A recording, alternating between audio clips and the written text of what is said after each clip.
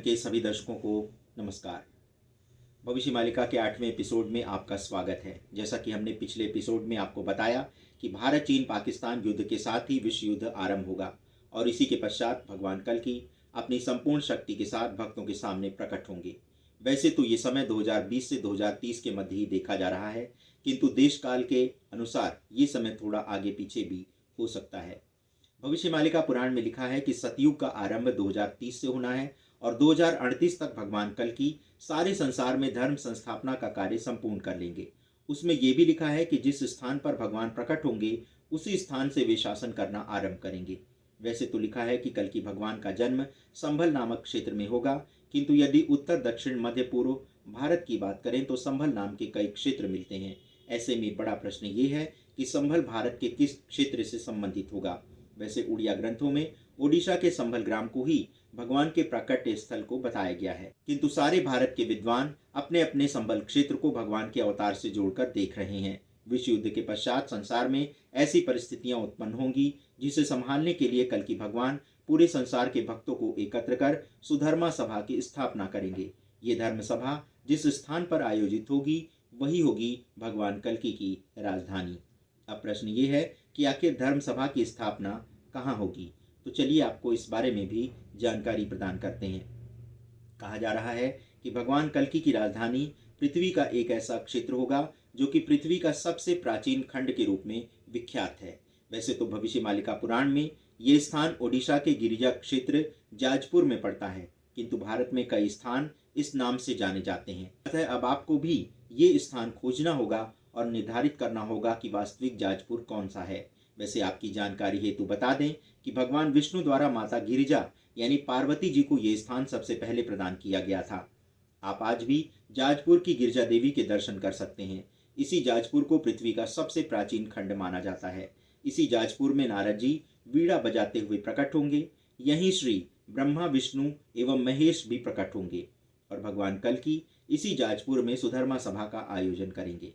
संभवतः यही जाजपुर का क्षेत्र संपूर्ण विश्व की राजधानी बनेगा और भगवान अपने 1 लाख राजाओं के साथ पूरे संसार पर शासन करेंगे। कहा जाता है कि इस जाजपुर स्थान की खोज हिमालय क्षेत्र में तपस्या कर रहे साधु संतों द्वारा की जाएगी एवं जब सभी भक्तजन यहाँ एकत्रित हो जाएंगे तब कल्कि भगवान सुधर्मा सभा को संबोधित करेंगे। कपिल मुनि ने भी अपने ग्रंथ कपिल संहिता में ओडिशा के जाजपुर को ही भगवान कल्कि का प्राकट्य स्थल माना है। कपिल मुनि के अनुसार जब भगवान ने कच्छप अवतार धारण कर पृथ्वी को अपने ऊपर उठा लिया था तब पृथ्वी में कंपन होने लगा। जीव जंतुओं को रहने के लिए स्थान कम पड़ने लगे।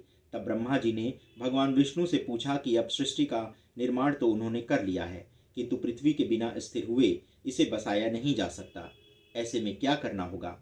तब भगवान विष्णु ने कहा कि इस स्थान पर यज्ञ करें। तब ब्रह्मा जी ने जाजपुर में यहीं पर यज्ञ स्थली बनाई। इसी के पश्चात माँ पार्वती ने विंध्याचल क्षेत्र में प्रकट होकर राक्षस का वध किया था और उसके पश्चात जाजपुर क्षेत्र में माँ गिरिजा के रूप में प्रकट हुई। तब ब्रह्मा जी ने माँ गिरिजा को इसी जाजपुर में प्रतिष्ठित किया। इसी कारण इस स्थान को पृथ्वी का सबसे प्राचीनतम भूखंड माना जाता है। जिस स्थान पर ब्रह्मा जी ने यज्ञ किया उसी स्थान पर उन्होंने एक स्तंभ को स्थापित किया। ये स्तंभ प्रतीक है इस बात का कि यही पृथ्वी का केंद्र बिंदु है।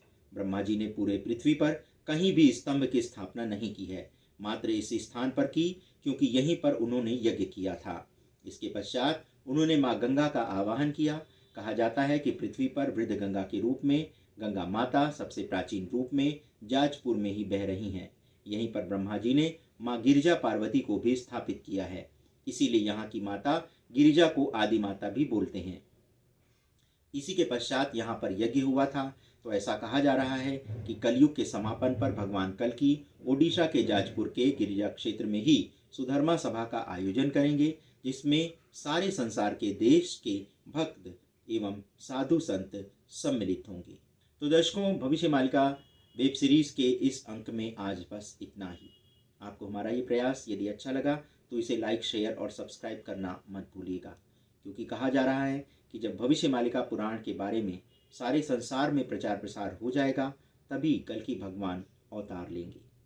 यदि आप इस संबंध में हमें विशेष जानकारी प्रदान करना चाहते हैं तो इसके लिए आप हमारे ईमेल आईडी akhandmanthan@gmail.com पर हमसे संपर्क स्थापित कर सकते हैं। धन्यवाद दर्शकों, हमारे साथ बने रहने के लिए।